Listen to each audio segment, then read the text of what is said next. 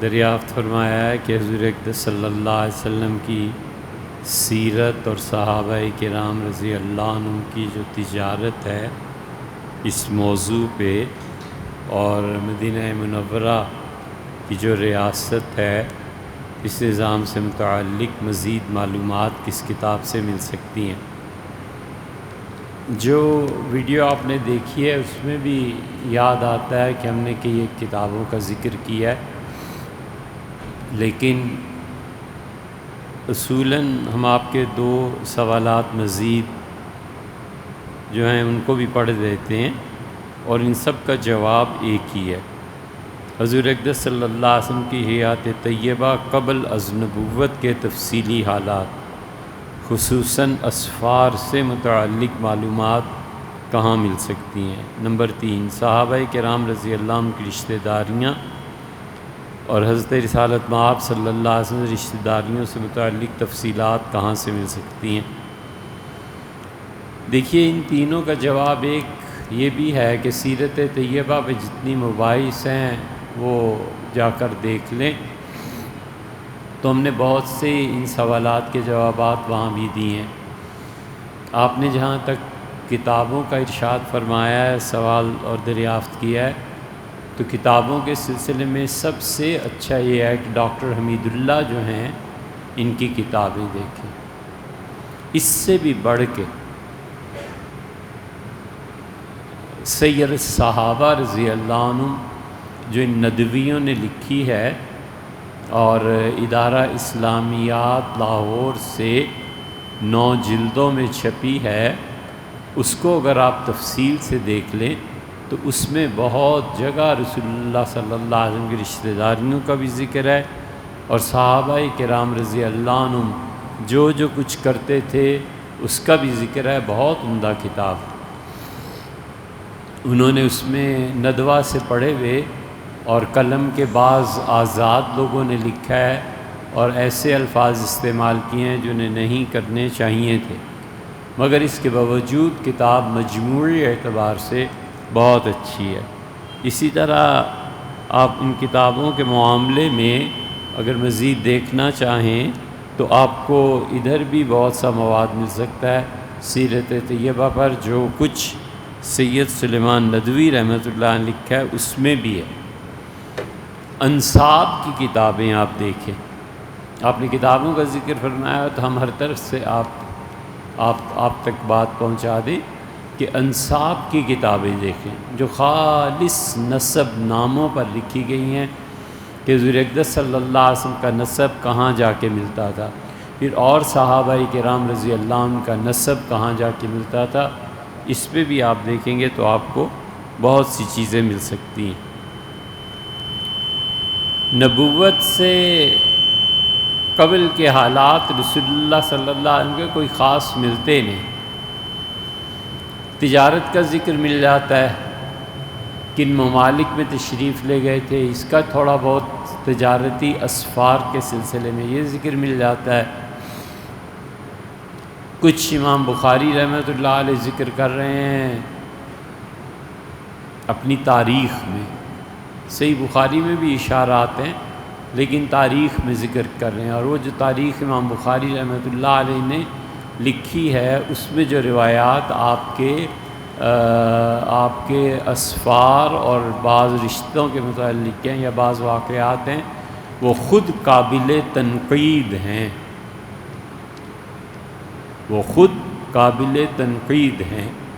حوالہ اس لیے دے رہے ہیں کہ آپ اگر سیرت پہ کام کر رہے ہیں تو آپ کو پتہ ہونا چاہیے، کل کو کوئی آپ سے مل گیا اور اس سے کہا کہ امام بخاری نے تو یہ لکھا ہے، تو پھر آپ ادھر ادھر دیکھیں گے کہ اب یہ کیا اس کا جواب دوں۔ تو اس لیے کہہ رہے ہیں کہ اگر آپ سیرت طیبہ پہ کوئی اسپیشلائزیشن یا ایسی چیزیں کر رہے ہیں تو وہاں بھی آپ کو تفصیل سے چیزیں مل جائیں گی۔ رسول اللہ صلی اللہ علیہ وسلم کے اسفار پر بھی مباحث ہیں، سبل الہدی والرشاد، یہ ایک کتاب ہے سیرت کی، اس میں بہت سی چیزیں آپ کو ملیں گی۔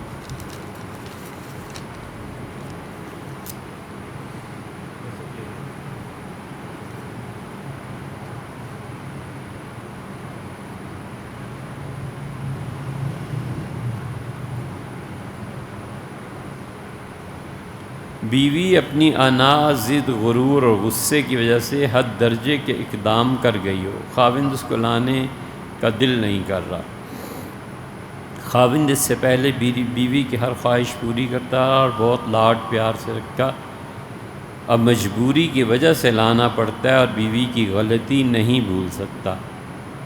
تو سوال یہ ہے کہ کیا خاوند یہ سوچ رہا ہے کہ میں اسے لاؤں گا تو صحیح پر حد پر رکھوں گا اور بہت سختی کروں گا؟ نمبر 2، کیا کوئی سختی کی حد متعین کی جا سکتی ہے جس سے خاوند کو گناہ نہ ہو؟ احسان تو نہیں ہوگا، بس عدل ہو جائے بیوی کے ساتھ۔ یہ بہت مشکل ہے، ان کا جو کام ہے وہ اہل محبت جانے، میرا پیغام محبت ہے جہاں تک پہنچے۔ یہ سختی کی باتیں، دوسروں کو سزائیں دینے کی باتیں اور ایک حد میں رکھوں گا، یہ دھمکیاں ہوتی ہیں، لوگ دیتے بھی ہیں۔ کسی اور مفتی صاحب سے پوچھتے جن کا مزاج ایسا ہو۔ ہمیں تو اس سارے قضیے میں اتنا پتہ ہے کہ آپ جو عدل کی حد مقرر کریں گے، اللہ بھی آپ کے متعلق عدل ہی کی حد مقرر کر دے تو پھر کیا ہوگا؟ اللہ کا عدل جہنم میں لے جائے گا، اور اللہ کی رحمت وہ بندے کے شامل حال رہتی ہے۔ کیوں نہ ہم اپنے نفس کو ماریں، انا کو ماریں، کیوں نہ ہم اپنے غصوں کو ختم کریں، کیوں نہ ہم نفرتوں کے رویوں کو ختم کریں۔ بہت سے بہت جو بھی اس نے حرکت کی ہوگی، بہرحال وہ انسان ہے نا، ہوگی ضد میں، غصے میں۔ یاد رکھو جو گناہ ماحول کی وجہ سے سرزد ہوتے ہیں اور جو اپنے اختیار سے سرزد ہوتے ہیں، دونوں کی معافی میں بڑا فرق ہے۔ ایک کا ماحول ہی ایسا ہے، ظلم پہ مبنی ہے، وہ ساری زندگی محنت کرتا رہا، اسے جاب ہی نہیں ملتی، میرٹ پہ اس کی بے عزتی ہو جاتی ہے، وہ جا کے منتیں کرتا ہے، فاقہ پڑ گیا، معاش کے مسائل، جنس کے مسائل، اور اس غصے میں کسی کو قتل کر دیتا ہے تو خدا اس سے بھی اتنی ہی سزا دے گا جتنی سزا اس کو دے گا جس نے اپنے دولت کی بنیاد پہ کسی کو قتل کر دیا۔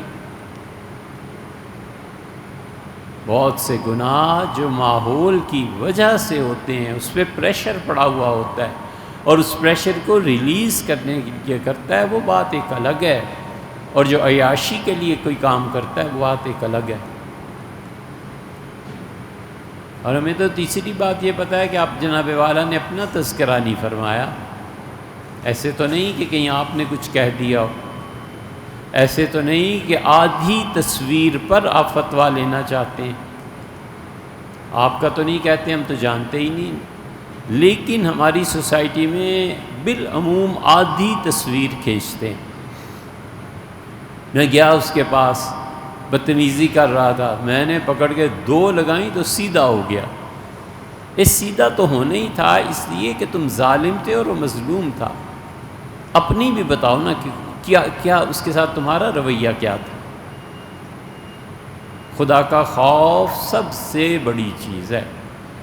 اللہ کا خوف نہ رہے جس انسان میں، وہ کوئی بھی ظلم کر سکتا ہے۔ یہ جتنے ظالم ہوتے ہیں نا، چاہے ہمارے زمانے کے ہوں اور چاہے پچھلے زمانے کے، ان تمام فرعونوں کی ماں ایک ہی ہوتی ہے جو دودھ پلاتی ہے۔ اگر میں فرعون ہوں تو میری ماں کون ہے؟ وہی جس سے پچھلے فرعون کو دودھ پلایا تھا۔ تو اپنے متعلق بھی سوچنا چاہیے۔ حضور اقدس صلی اللہ علیہ وسلم سے ام المومنین حضرت عائشہ رضی اللہ عنہا نے فرمایا کہ یہ جنتی ہے۔ آپ نے فرمایا عائشہ ایسی بات نہ کرو، بس یہ ایک حدیث عمر بھر کو ٹھیک کرنے کو کافی ہے۔ یہ ایک روایت جو صحاح میں آئی ہے۔ عائشہ ایسے نہیں کہتے، تمہیں کیا پتہ کہ اس نے کوئی ایسی چیز گھر میں ذخیرہ کر کے رکھ لیو جس کی اسے ضرورت نہ ہو اور دوسروں کو ضرورت ہو اور اس نے نہ دی ہو۔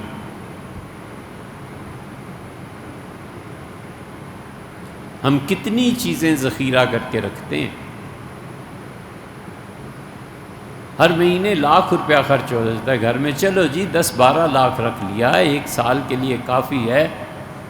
اب 30-30 لاکھ جوڑ کر رکھنا، یہ کس کھاتے میں بھئی؟ یہ کون سی شریعت ہے؟ 12-15 لاکھ رکھ لیا نا اپنی ضرورت کی، ضرورت 10,000 کی بھی نہیں مہینے میں پڑتی۔ بچے سارے کماتے ہیں، فرما بردار ہیں، لا کے دیتے ہیں، اور جو بچے لا کے دیتے ہیں اس کی بنیاد پر 1 کروڑ روپیہ بڈھے نے رکھا ہوا ہے۔ یہ کس کھاتے میں بھئی؟ جہاں لوگ مر رہے ہیں بھوک سے، اور جہاں سردیوں میں مدرسے کے بچوں کو سویٹر میں اثر نہیں ہے، جہاں مدرسوں میں بچے کھیلنے جاتے ہیں تو وہی سافٹی پہن کے کھیلنے جاتے ہیں، اور ان بچوں کے پاس جم کے لیے بوٹس نہیں ہیں۔ تو یہ خدا نے قیامت میں پوچھ لیا کہ تمہاری گلی، تمہارے شہر، تمہارے محلے میں تھا، یہ 1 کروڑ کس کھاتے میں جوڑا ہوا تھا؟ حضور صلی اللہ علیہ وسلم، عائشہ کیا پتہ اس سے کوئی ایسی چیز گھر میں رکھ لیو جس کی دوسروں کو ضرورت ہو اور اس سے ضرورت نہ ہو، اور اس نے اسے سٹور کر لیا۔ اور فرمایا دوسری بات بھی سن لیجئے، فرمایا عائشہ کیا پتہ اس سے کوئی ایسا جملہ کہہ دیا ہو جو جملہ نہ بھی کہتا تو کام چل جاتا۔ ہر بات میں ٹانگ اڑانا، ہر بات میں لوگوں پہ تنقید کرنا، جو قطعاً کوئی درجہ ہی نہیں رکھتا، اس پہ بھی چوتھے محلے کی بات پہ بھی تو حضور صلی اللہ علیہ وسلم نے فرمایا تھا۔ تو اسے آپ خود بھی تو سوچئے، آدھی پکچر پینٹ کر دیتے ہیں لوگ، آدھی نہیں کرتے۔ بہرحال کسی اور مفتی صاحب سے پوچھئے جن کے مزاج میں کوئی شدت وغیرہ ہو، وہ شاید اس مسئلے کا کوئی اور حل بتا دیں۔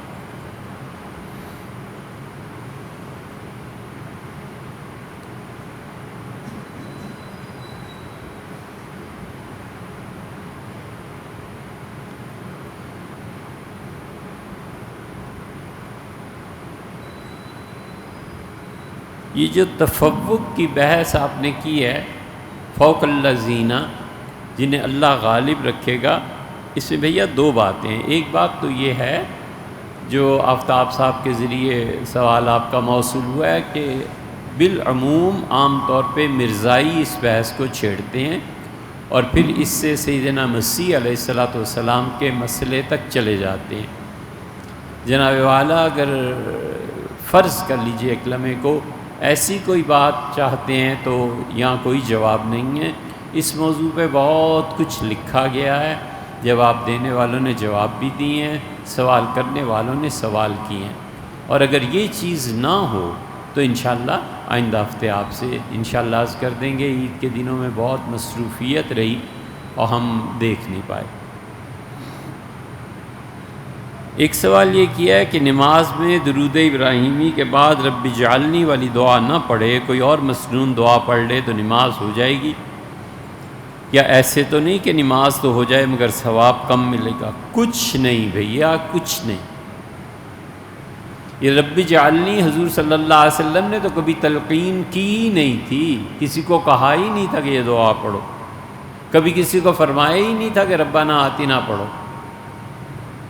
یہ تو جب نمازیں بچوں کو ماضی میں سکھاتے تھے تو بچوں کو یہ ایک آیت یاد کرا دیتے تھے، یہ سورہ ابراہیم علیہ السلام کی دعا ہے، قرآن کریم میں آئی ہے، اور استاد کہتا تھا بیٹے یہ ایک چھوٹی سی چیز یاد کر لو، رب اجعلنی مقیم الصلاۃ وغیرہ ساری آخر تک کہتے تھے۔ اسی کو درود شریف کے بعد سلام سے پہلے پڑھ لینا، اور بیٹے جب کھڑے ہو اور سورت پڑھنے کی ضرورت پیش آئے تو فاتحہ کے بعد 3 آیتیں یا ایک چھوٹی سورت یا ایک لمبی آیت، آپشنز ہے نا ہمارے پاس، وہ کہتے تھے اس کو پڑھ لیا کرو تو تمہارے دماغ پہ اتنا بوجھ بھی نہیں پڑے گا، کام چل جائے گا۔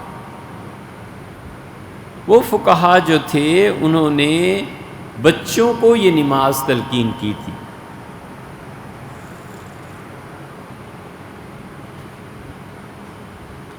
اور حضور اقدس صلی اللہ علیہ وسلم کبھی قرآن پاک کی کوئی دعا تلقین نہیں فرماتے تھے۔ حضرت برا رضی اللہ عنہ حاضر ہوئے ہیں کہ اللہ کے رسول مجھے کوئی دعا سکھا دیں۔ بنیاد یہ تھی کہ رسول اللہ صلی اللہ علیہ وسلم نے ایک مرتبہ فرمایا کہ لوگوں، نماز کے پیچھے کی دعا اللہ کے ہاں بہت قبول ہوتی ہے۔ اب نماز کے پیچھے عربی میں اس کا مطلب کیا ہے؟ کچھ اہل لغت کہتے ہیں پیچھے والے حصے کا مطلب یہ ہے کہ جیسے جانور میں دم ہوتی ہے۔ کچھ کہتے ہیں کہ پیچھے والے حصے کا مطلب یہ ہے کہ جو جانور کے جسم کا پیچھا ہے، رانے، پٹھ، یہ سارا پیچھے کا حصہ ہے۔ اس لیے کچھ نے کہا حضور صلی اللہ علیہ وسلم کی مراد یہ تھی کہ نماز کے پیچھے یعنی فرض، نفل سارے پڑھ لو اور آخر پہ دعا مانگو۔ یہ حنفیہ کا مسلک ہے۔ حنفی فقہا کہتے ہیں کہ فرض، اس کے بعد سنتیں، اس کے بعد بس مختصر سی دعا فرض کے بعد، پھر سنتیں، پھر نفل جو پڑھنا ہے پڑھ کے آخر پہ آرام سے لمبی دعا مانگو۔ ایک چیز جو دوسری طرف ہیں وہ کہتے ہیں کہ حضور اقدس صلی اللہ علیہ وسلم مطلب یہ ہے کہ سلام سے پہلے لمبی دعائیں مانگو۔ وہ بھی اسی امت میں الحمدللہ بڑے بڑے فقہا ہیں۔ اب آپ جہاں چاہیں اس کو کریں، یہ بھی ٹھیک ہے، اس کو کریں وہ بھی ٹھیک، دونوں ٹھیک، آپ کو آپشن اور آپ کو اختیار ہے۔ حضرت برا رضی اللہ عنہ آئے اور کہا اللہ کے رسول نماز کے آخر پہ جو دعا ہے مجھے سکھا دیں۔ حضور صلی اللہ علیہ وسلم آیا، یہ پڑھا کرو اللہم انی اعوذ بک من النفاق، اللہ منافقت کی زندگی سے تیری پناہ مانگتا ہوں۔ حضرت معاذ رضی اللہ عنہ کو دعا سکھائی، فرمایا معاذ نماز کے آخر پہ یہ کہا کرو، مانگا کرو کہ اللہم اعنی علی ذکرک و شکرک و حسن عبادتک، اللہ میری مدد فرما، میں عمر بھر تجھے یاد کرتا رہوں، تیرا شکر ادا کرتا رہوں، اور اے پروردگار جو بھی عبادت کروں بہت خوبصورت عبادت۔ سیدنا ابوبکر رضی اللہ عنہ حاضر ہوئے کہ مجھے بھی کوئی دعا سکھا دیں، تو آپ نے فرمایا ابوبکر یہ کہا کرو کہ فاغفر لی، کیا اللہم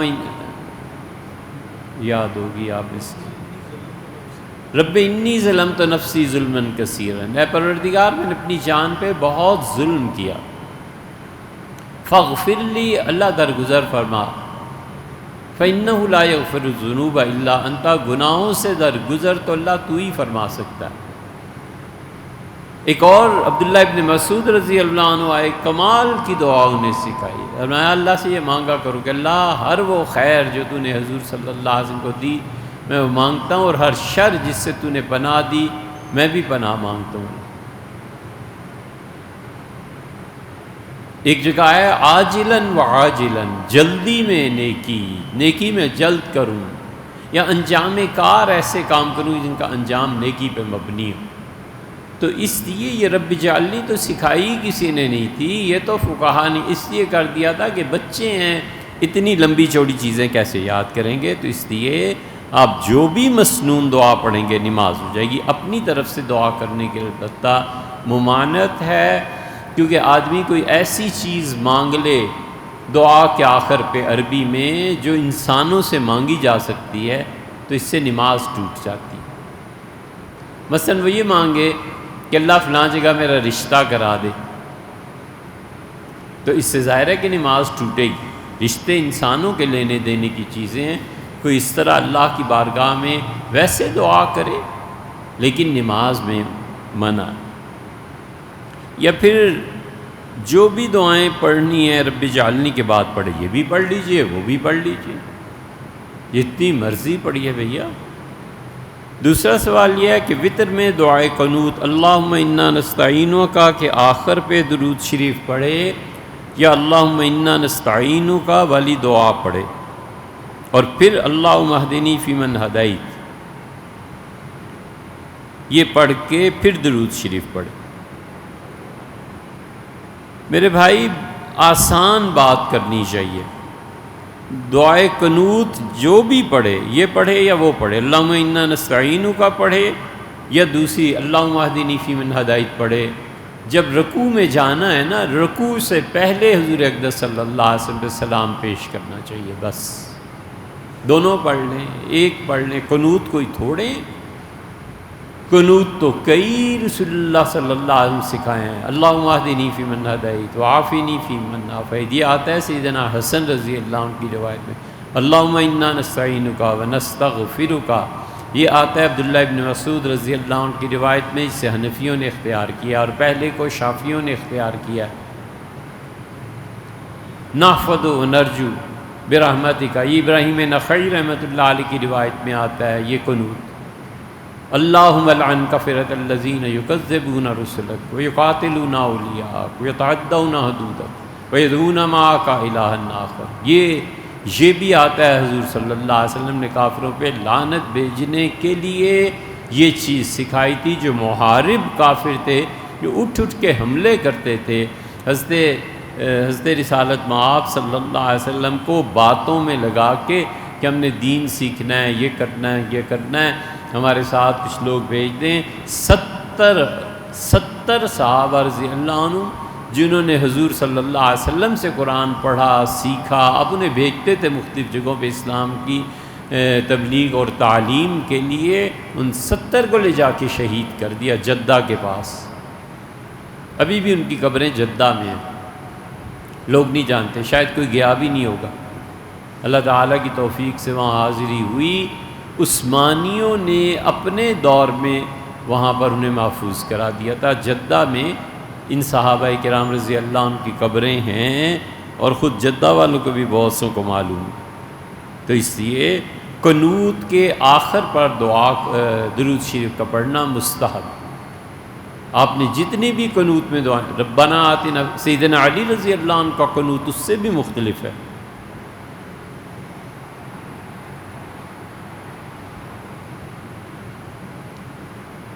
سیدنا علی رضی اللہ عنہ قنوت میں پڑھتے تھے کہ سیدنا علی رضی اللہ عنہ کا قنوت سورہ کہف کی آیت ہے، ربنا آتنا من لدنک رحمۃ وہیئ لنا من امرنا رشدا. یہ تھا سورہ کہف میں ہی ہے نا یہ. بہرحال سیدنا علی رضی اللہ عنہ کا قنوت یہ ہے، جب بھی قنوت پورا ہو جائے رکوع کرنا ہے، اس سے پہلے پڑھے وصلی اللہ علی نبی الکریم صلی اللہ علیہ وسلم. یہ پڑھے کہ السلام علیکہ ایھا النبی ورحمۃ اللہ وبرکاتہ، السلام علینا وعلی عباد اللہ الصالحین. پھر تو کیا کہنے، یہ تابعین میں آیا ہے. صحابہ کرام رضی اللہ عنہم نے جو چیزیں کہی ہیں وہ الگ ہیں، تابعین میں بھی آیا ہے کہ وہ کہتے تھے السلام علیکہ ایھا النبی ورحمۃ اللہ وبرکاتہ. ایک روایت یہ بھی ملتی. دعائے قنوت پہ بحرین کے ایک عالم ہیں، بہت اچھی کتاب انہوں نے لکھی ہے، لیکن ہے وہ عربی میں. اسی طرح رکوع سے پہلے اللہم صلی علی سیدنا محمد جو آپ نماز میں پڑھتے ہیں یہ پڑھ لیں. کوئی بھی مقصد پورا ہو جاتا ہے حضرت رسالت پناہ صلی اللہ علیہ وسلم پہ سلام پیش کرنے سے. ایک سوال یہ تحریر فرمایا ہے، دریافت کیا ہے کہ سونے کا طریقہ کیا ہے، حضور اقدس صلی اللہ علیہ وسلم کیسے سوتے تھے؟ حضور اقدس صلی اللہ علیہ وسلم سوتے تھے دائیں کروٹ پہ، یعنی دل والی جو کروٹ ہے، بائیں کروٹ یہ اوپر ہوتی تھی اور دائیں کروٹ پر سوتے تھے. یہ تھا حضور اقدس صلی اللہ علیہ وسلم کا طریقہ سونے کا. اور یہ بھی ہوتا تھا کہ حضور اقدس صلی اللہ علیہ وسلم جب وقت تھوڑا ہوتا تھا فجر میں اور کسی جگہ آپ غزوے وغیرہ میں ہوتے تھے کہ بس فجر پڑھ کے سوؤں گا، تو دائیں ہاتھ کو کوہنی پہ ٹکا کے اپنا چہرہ ہتھیلی پہ رکھ لیتے تھے اور تھوڑی دیر کے لیے سو جاتے تھے. حضور اقدس صلی اللہ علیہ وسلم نے سونے کا یہ جو طریقہ اختیار فرمایا ہے، اصل یہی ہے۔ بعض لوگوں کو ہوتی ہے چونکہ نیند آتی نہیں نا جلدی جلدی، اور بعض لوگوں کو بہت جلدی بھی آ جاتی ہے۔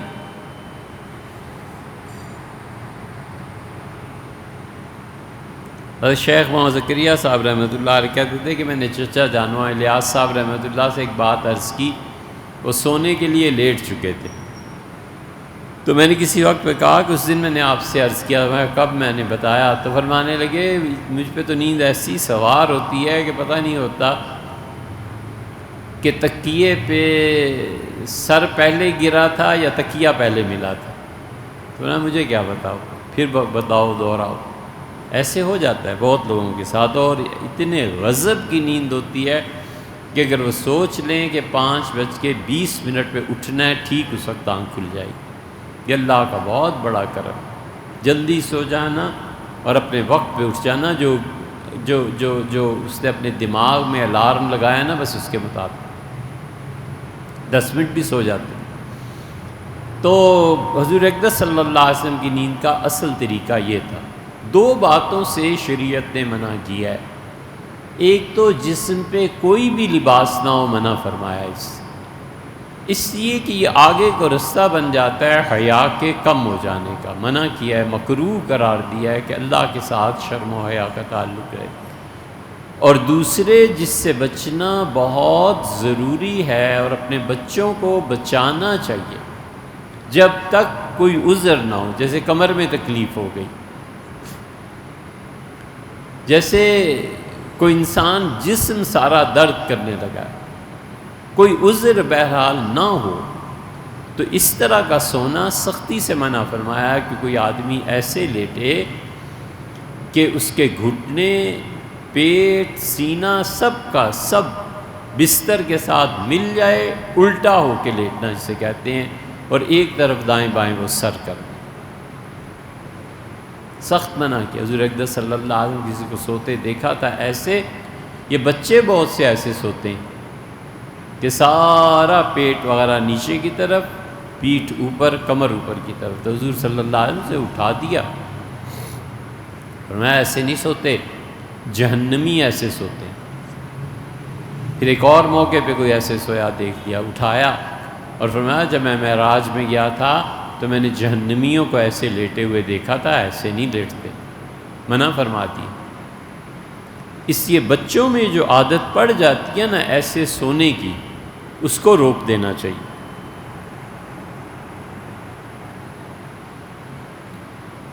تنگ تو ہوگا بچہ، لیکن اسے سمجھا کے، تعلیم دے کے، پھر کسی وقت سو بھی رہا ہو تو اٹھا دینا چاہیے کہ بیٹے ایسے نہیں سونا، ایسے سونا۔ حضور صلی اللہ علیہ وسلم نے اس سے منع فرمایا۔ تو 2 چیزوں میں سونے میں احتیاط کرنی چاہیے۔